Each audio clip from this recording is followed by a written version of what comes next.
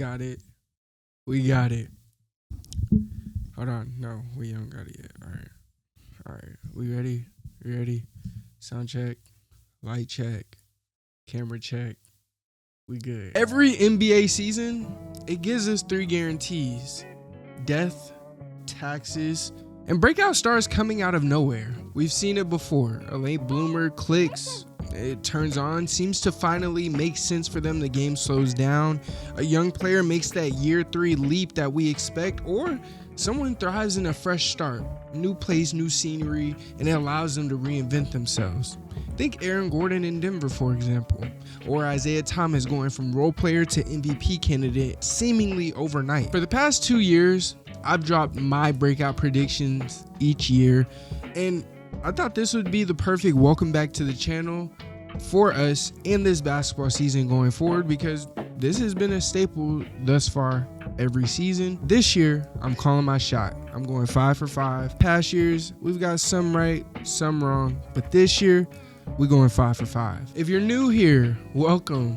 What's the word? How's it going?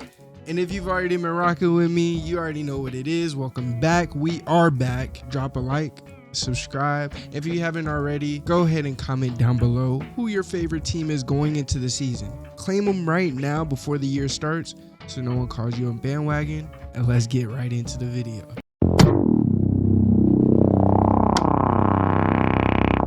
For the most part, the introduction covers what we're doing, so we're just gonna hop right into this one with our first guy, and that being Ausar Thompson. Now, understand, this is a player who has had breakout potential since his inception, since his draft, since he came into the NBA. However, I think it'll be even greater than what many expected. The same with Amen Thompson, but in this case, Ausar. The Pistons finally have some direction, but after Cade Cunningham, they desperately need a consistent second option.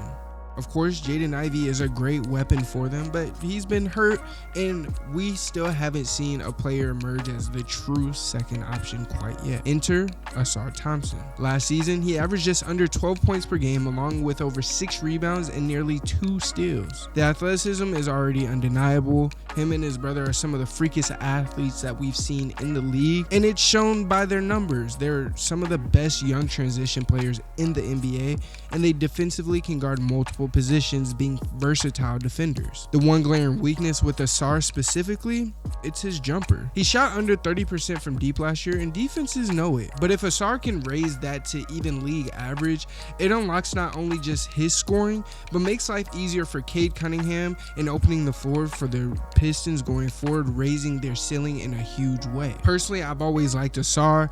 I like how the Pistons have started to use him as a secondary ball handler with Cade Cunningham, because when him and Amen played with each other, he was often the guy that was on ball while Amen played off ball, slash and get to the rim and things of that nature. Ausar, when he's off the ball, if he can develop his shooting touch a little bit better, it'll help the team expand even more to where they don't have to stagger minutes as much. He can share the floor or take over the floor when Cade gets off of the floor. Overall, if Ausar clicks, the Pistons don't just have a star, they have a two-way nightmare. We're gonna go ahead and head out west to the Portland Trail Blazers, where my man Toumani Camara has gone far too long under the radar, and I definitely think he should explode onto the scene this year and talked about in a lot of NBA conversations. One of the quietest success stories of Portland's rebuild has been Toumani Camara. As a rookie, he wasn't putting up eye-popping numbers. Hell, he really isn't putting up eye-popping numbers now. However, during that rookie year, he averaged 7 points and 4 rebounds a night, and that impact was there. He defended wings, hustled every possession, and showed switchability and versatility on the defensive end. On a team built around Scoot Henderson and Shaedon Sharpe, Camara is the type of guy who keeps everything together. What's holding him back personally, and what I think, is confidence and consistency on the offensive end. If he can start knocking down open shots and making quick reads, Portland might just have their own version of a Herb Jones who's slightly bigger. A player who doesn't need the ball but changes the game every time he's on the floor and makes sure his imprint is shown throughout that game. Some of his main strengths are that hustle, and in some ways that is a skill. But using that on the offensive end, you could find a way to create on other ends that are unorthodox, like offensive boards, dropping in the dunker spot for a quick dunk, or even rolling to the paint for an over-the-top finish. Camara is one of those players who doesn't necessarily fill up the stat sheet, but he does the little things needed to win. He does the dirty work. He gets his hands nasty and grimy, the things most people don't want to do that keep the team afloat, keep the team in games, and keep teams winning. He'd be an asset to any team, especially any contending team right now. But as it stands, I think this season is the season that he breaks out and more people start talking about him. Of course, it's tough in Portland because it's Portland. But with Dame being back in Portland, I think that might help him a lot because there will be more eyes back in Portland, the way that eyes turned away once Dame left. Staying in the Western Conference with a team that probably shouldn't be in the Western Conference and probably will be relocated to the Eastern Conference when we have expansion teams, the Memphis Grizzlies got a dog in GG Jackson. And of course, we've all seen the flashes. We've all understood how good of a player he is. But if we're being honest with ourselves, he is an immature player. He has been an immature player. And I think with the few years under his belt and being able to see some real time on an NBA floor, it can help him to break out this year, stay on the floor while remaining healthy, and produce with the Memphis Grizzlies. Now lately, the Memphis Grizzlies have had a lot of injuries, so that might even point to why GG Jackson might be in an even better position to break out this year. Ja Morant hurt his ankle. Jaren Jackson Jr., he is recovering from surgery. And if I'm not mistaken, Zach Edey just had a surgery, so he'll be missing the first part of the season. So with that said, enter GG Jackson, breakout year. Now for me, I genuinely think GG is one of the most obvious picks here. He made history last season as the youngest player to ever drop 30 in a game, followed it up with his sophomore year averaging 14 points and 4 boards, and the talent has never been in question. At 6'9", with the ability to score at all 3 levels, GG has all the tools to become Memphis's third option behind Ja and Jaren Jackson Jr. The problem so far, and it points to that maturity, is decision making. Too often he settles for contested jumpers in early possessions. He leans on tough shot making instead of creating efficient looks. And a lot of times it's a case of if you make the extra pass, we could get a better shot. But in this case, if he can refine his shot selection and play within the flow of Memphis's offense, I think he could turn into, actually scratch that, I think he could go from exciting young scorer into a legitimate long-term piece for the Grizzlies. In my opinion, GG's time in the G League last year helped him immensely. That's the kind of burn that you need to be able to figure out how to create efficient looks, not depend on being a tough shot maker, and figure out how to get to your spots most efficiently. And that's what the best players in the NBA do. Like I said, GG Jackson has already shown flashes over and over, but his game has to mature a little bit. It has to become a pro-size game. He has the size, he has the length, he has the scoring versatility and the shot creation.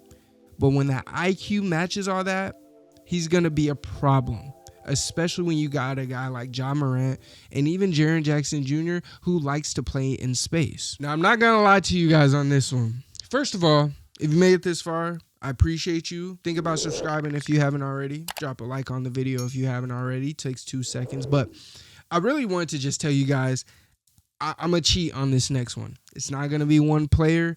It's going to be multiple players. But honestly, I was going to say I have a reason for it, but it's my video. Why do I have to have a reason for it? So anyway, we're going to get into the Washington Wizards trio because I genuinely believe the Wizards rebuild and their future isn't hinging upon one player like we've seen with most rebuilds. A lot of rebuilds, they get their one guy, build around that guy, and figure out who the second and third options are going to be as they're building around that guy. Washington has taken a different approach. They've selected guys that are all young, budding talents, and have plenty massive potential going forward.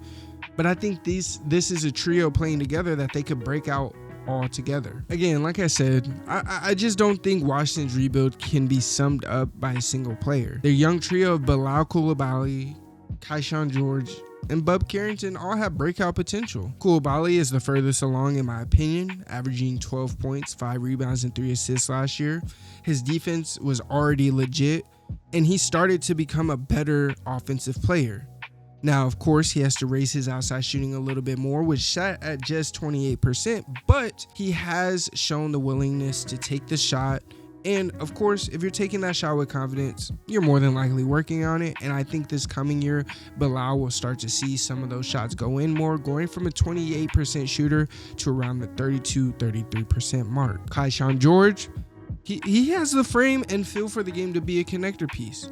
He spaces the floor, makes smart passes, and he's able to create not just for himself but for everyone at a solid 6'9", 6'10" frame. He's one of those players that he was hurt for some time last year, but as soon as he got on the floor, he made an immediate impact, so much so that you started to see the Wizards go away from some of the players that they kept for a while. And last but not least, Bub Carrington. He's the wild card, but I love his game. A rookie with real 3-level scoring upside, but he'll have to iron out the efficiency and decision making like most first-year guards. You put all those ingredients together though, and you have a group that could quietly become the backbone for the Washington Wizards franchise for years to come. This isn't just about one breakout guy, it's about Washington quietly building a foundation around 3, and a lot of teams quietly do that. They just do it in reverse, whereas the Wizards, they look to find their 3 guys, they feel like they found their 3, and they're putting them in position to develop together so that when it's time to win, they know what it takes. There's no growing pains, there's no first year jitter, there's none of that. They've been together since they were young, thriving in the league, and grew together. These are really mud babies, and eventually, hopefully, if the Wizards can do what they do in the front office, they could become a solid trio going forward. Last but not least on this list, and I'm gonna admit, this list was kind of safe relatively. So I will say I had to choose a player that I guess I would say there's more risk to picking this player. You know, I could argue the other guys, they're all players that, you know, they're on the precipice of breaking out. We know they were on the way, but you know, there are casuals that don't know these names, and yeah, y'all get the point. Now this last player, sort of a risk, but I think he's a dog, and if you've been paying attention, boy, if he gets some burn this year, I'm kind of scared of this team, I'm not gonna lie. And that last player is Terrence Shannon Jr. of the Minnesota Timberwolves. I always do that for some reason. I don't know. Every year there's a late bloomer. This season, I'm rolling with Terrence Shannon Jr. The Timberwolves roster is loaded, but Shannon has the athleticism, defensive grip, and slashing ability to carve out a role on this team. In limited minutes last year, under 12 per game, he still managed to show flashes, including a double-double that proved he can impact the game in multiple ways. Now, the challenge for him is earning that consistent role, earning consistent minutes in a crowded rotation. This is a team that's already ready to win now, and this isn't a case of young guys have to figure it out, they're developing, and we're going to figure out where we're going to go. Not really. Terrence Shannon, you're going to have to find your role. And for me, that comes down to his jumper. Now, I like his jump shot, and I already think he's a pretty good shooter. But if he could become a respectable shooter and limit turnovers at the same time, Minnesota will have yet another two-way wing to throw at opponents, which is exactly what you need in today's games. Personally, I think Terrence Shannon Jr. was a steal. We know some of the things that happened that caused him to slide, and the Wolves already have stars, but Shannon has the tools to be the spark that surprises everyone. Now, if I'm not mistaken, I think this might have been one of my shorter videos. We got to it. I can't speak. All right, we got to it. We got to the point. We got to the nitty gritty, what we needed to do. And those are my 5 picks for breakouts for 2026. Yeah, I cheated. What you gonna do about it? Nothing. Ausar Thompson, Tumani Camara, Gigi Jackson, the Washington trio, which I'm counting as 1, and Terrence Shannon Jr. Now, the question is, which of these players do you think makes the leap? That leap that shows, oh, he's going to be even further than a star. Or did somebody on this list not make the list? Did I miss someone? Let me know in the comments down below. Drop your breakout picks in the comments. I will be there debating with you. And if you enjoyed this video, predictions, whatever you want to call it, make sure you drop a like if you haven't already and subscribe if you're new. Turn on that notification bell so you don't miss Trill buckets for the rest of the season. And until next time, I'm out. Peace.